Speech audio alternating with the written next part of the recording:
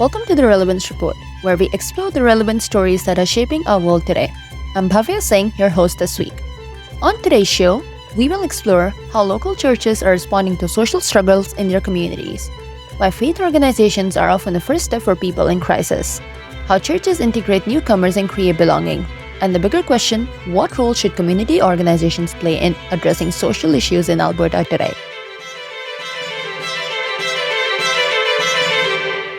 Churches are often associated with worship services, but for many people, they also function as informal support system during difficult times across Alberta.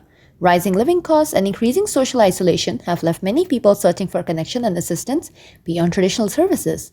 Local churches frequently become one of the first places people turn to when they're struggling emotionally, financially, or socially.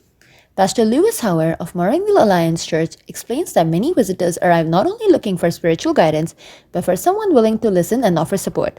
This highlights an important reality. Community care doesn't always begin with institution. Sometimes it begins with relationships.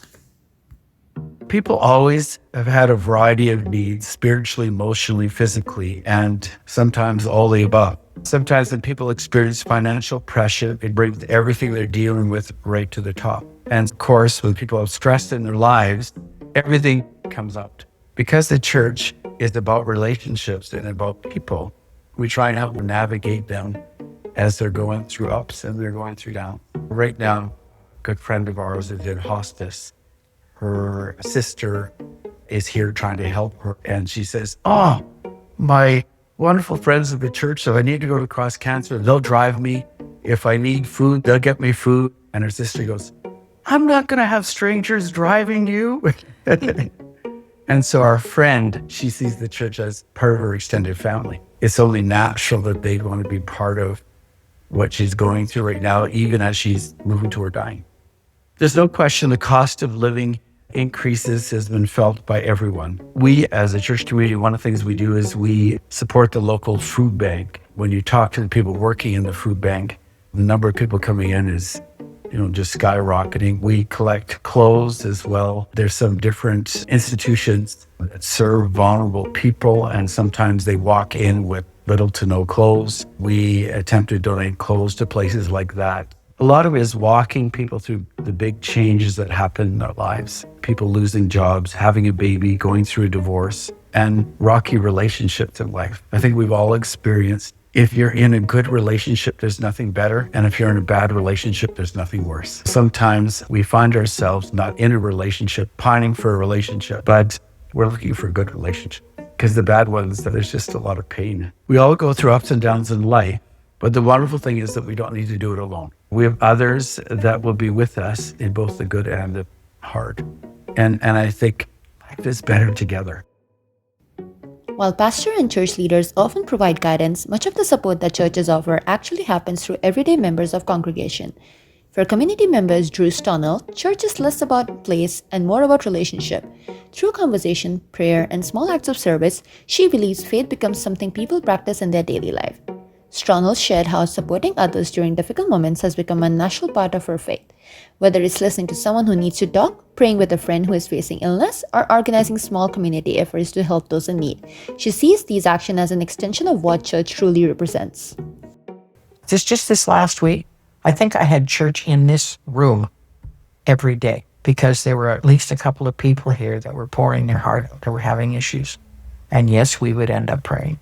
Yesterday, when I went to visit a friend that's dying, we prayed there as well. That's church.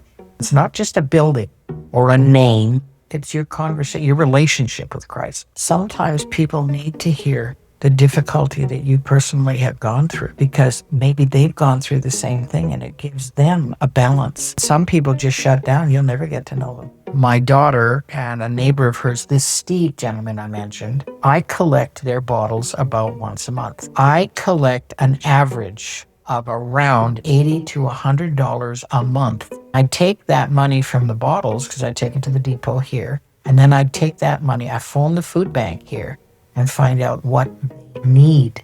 And then I go and buy it and take it to the food bank. Beyond providing assistance, churches also focus heavily on welcoming newcomers and building social connection. We spoke to community members who shared how the church has brought them comfort in difficult times, a support system of close friends, hope for the future, and other blessings.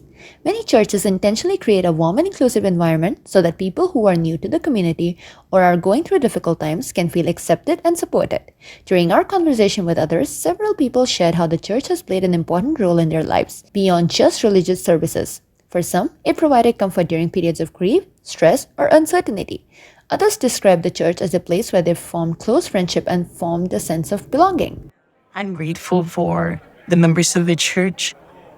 Recently, I struggled a lot, but I'm grateful that there are people around me who are there to comfort me and tells me that I have someone that I can turn to. Back in 2006, when we got baptized, my mom and I and my sister, we found new friends in the church, and eventually they become our extended families. They would come over and have dinner with us.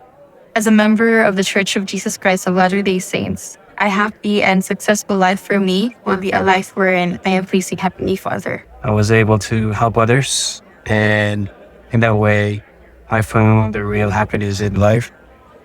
I realized that my purpose here in this world is to serve. Using my experience, sharing it to them, will give hope, peace, and comfort in their life too. So a happy life is comprised of a lot of small moments. It's those moments that we choose Heavenly Father. Means that you see your loved one happy as well, especially when you do something for them, knowing that someday I'll be able to live eternally with my wife and my family. And for me, that's a very comforting fact in the church, that in eternity, my wife, my family, my kids, that they're waiting for me in the next life. And for me, that's the meaning of a happy life.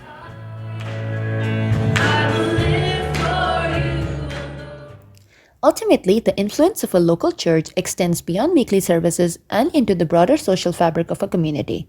As communities across Alberta continue to navigate affordability challenges and increasing loneliness, organizations that bring people together are becoming increasingly significant.